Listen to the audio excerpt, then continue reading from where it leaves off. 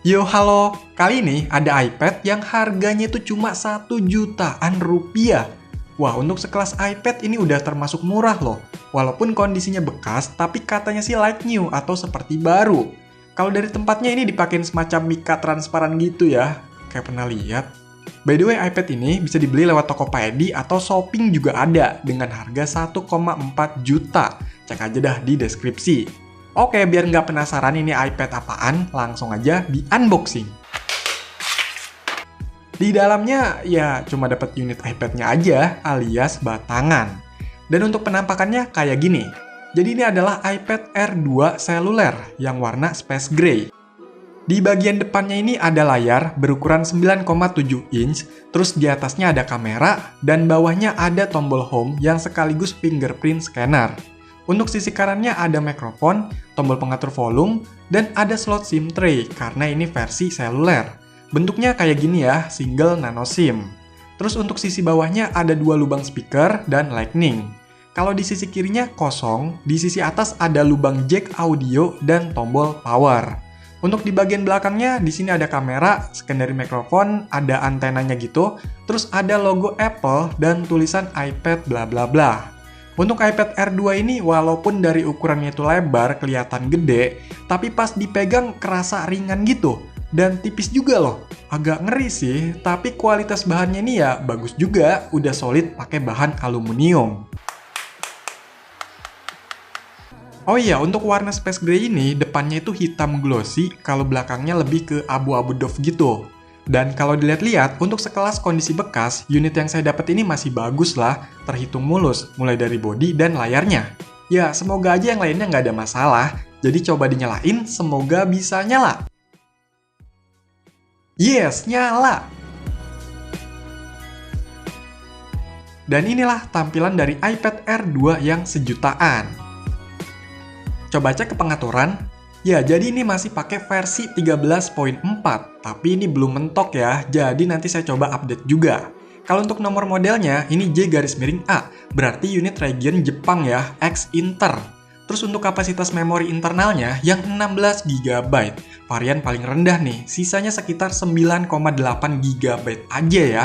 Waduh, sistemnya aja udah ngambil sekitar 5 GB-an nih.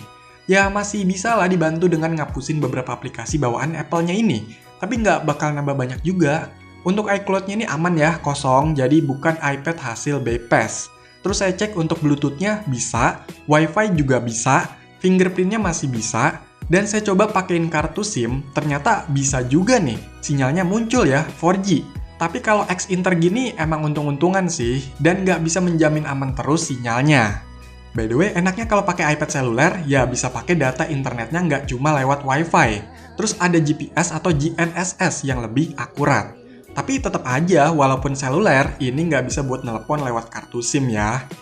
Oh iya, saya juga coba cek pakai TrueTools. Hasilnya masih dapat skor 100 nih, normal semua. Tapi untuk baterai life-nya sekitar 97% dan udah 57 kali ngecharge. Kalau untuk tahun produksinya 2016, terbilang muda untuk tahun rilisnya yang 2 tahun sebelumnya. Sebenarnya di iPad OS 13 ini lancar-lancar aja, untuk fitur-fitur umum udah ada, dan mengingat spek dari iPad Air 2 ini udah ketinggalan, jadi oke-oke aja biar nggak terlalu ngebebanin performanya dengan tambahan fitur baru yang lebih banyak. Cuma beberapa aplikasi itu ada yang udah nggak support di versi ini. Ya walaupun kalau dipaksa masih bisa, jadi nanti bakalan installnya versi aplikasi yang lama. Nah, karena itu juga saya mau coba gimana rasanya kalau iPad Air 2 ini pakai versi paling mentoknya. Akhirnya saya update aja ke versi paling mentoknya saat ini di iPad OS 15.8. Nah, sambil nunggu update-nya, lihat dulu nih hasil kamera dari iPad Air 2 ini.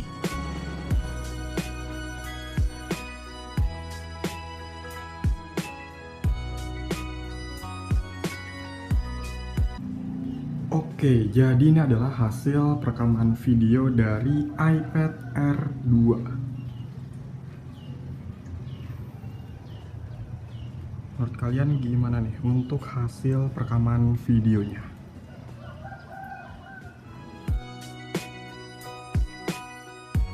Oke, jadi ini posisinya udah diupdate ke iPad OS 15.8. Kalau dihitung-hitung lumayan dapat banyak update ya dari versi awal rilisnya di iOS 8 sampai ke iPadOS 15 ini.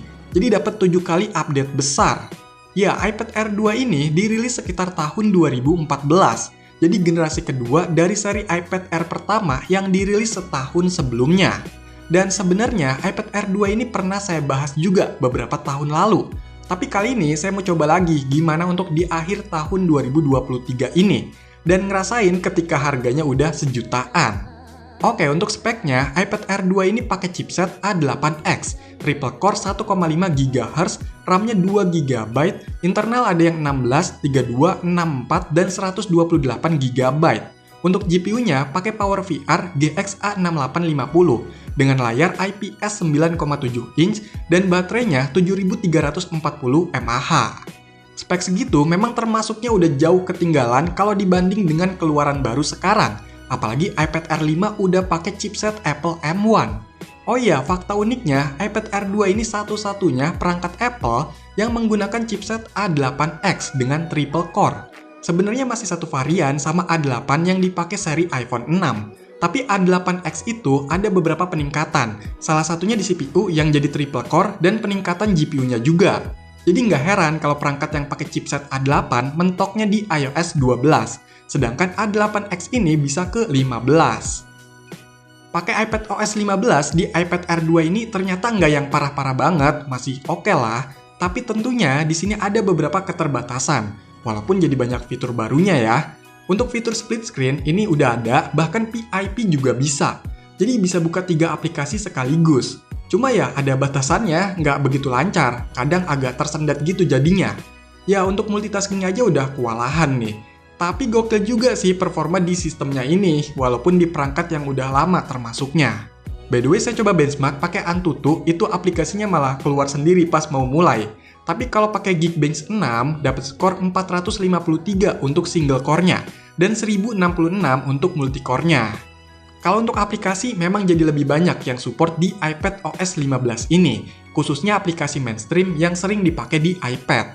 Tapi ya lagi-lagi keterbatasan pada hardware-nya itu bikin nggak leluasa, atau bahkan bisa bikin aplikasi nggak bisa jalan dengan normal.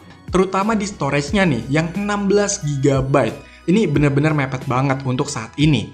Bahkan kurang karena aplikasi yang biasa aja bisa ratusan megabyte. Itu belum termasuk data-datanya, apalagi untuk game. Dan nggak kayak iPad keluaran terbaru, di iPad Air 2 ini belum pakai USB-C. Jadi lebih ribet kalau mau pakai media eksternal, misalnya SSD atau flash drive. Kalau untuk data-data ya mungkin bisa diakalin pakai cloud storage. Ya memang kalau untuk media streaming, misalnya buat nonton video, ini masih bisa.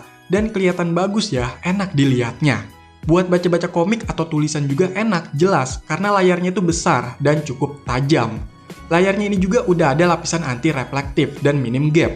Buat gambar-gambar sebenarnya bisa, tapi sayangnya nggak support Apple Pencil. Jadi harus pakai pen styles lain yang universal. Tapi tentunya nggak seoptimal Apple Pencil. Jadi buat kebutuhan desain, ya silahkan pikir ulang. Apalagi performa aplikasinya juga terbatas.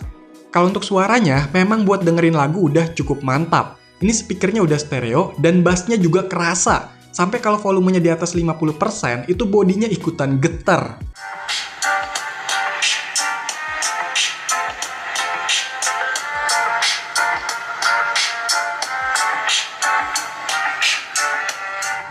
Buat ngetik-ngetik ya lumayan, tapi bisanya pakai keyboard Bluetooth ya, yang universal. Belum support Apple Smart Keyboard.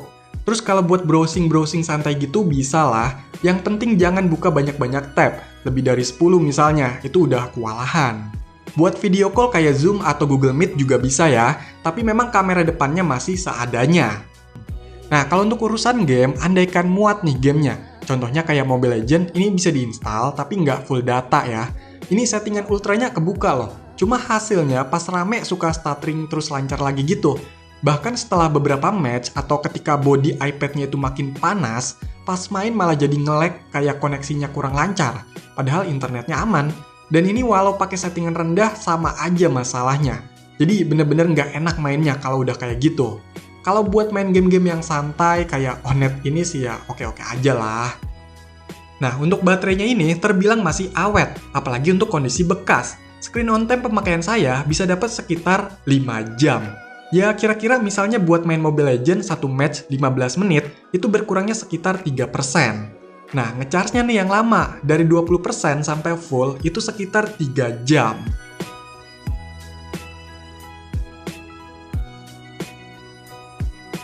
iPad Air 2 ini dengan harga 1 jutaan memang termasuk iPad yang murah.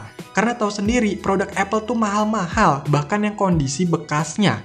Dan untuk unit yang saya dapat ini juga fisiknya masih bagus, terus selama pemakaian masih normal. Tapi walaupun begitu, ya tetap aja ada harga, ada rupa. Nggak bisa berekspektasi tinggi, dan kurangnya harus bisa dimaklumi. Jadi bukan berarti mentang-mentang ini produk Apple tetap bagus aja, walau umurnya udah mau 10 tahun, dan harganya juga murah. Ya pasti ada keterbatasan atau penurunan performanya. Kalau buat sekedar nonton, ngetik-ngetik ringan, browsing, atau game santai gitu masih oke lah. Tapi kalau buat kerja atau hal yang berat-berat, saya rasa udah kurang, apalagi yang storage 16 GB ini. Jadi bisa disesuaikan lagi nih sama kebutuhannya masing-masing, dengan kondisi yang udah saya jelasin tadi. Oke, jadi itulah iPad harga sejutaan, iPad Air 2 di akhir tahun 2023 ini. Silahkan dikomentarin, like, share, dan subscribe channel ini. Terima kasih.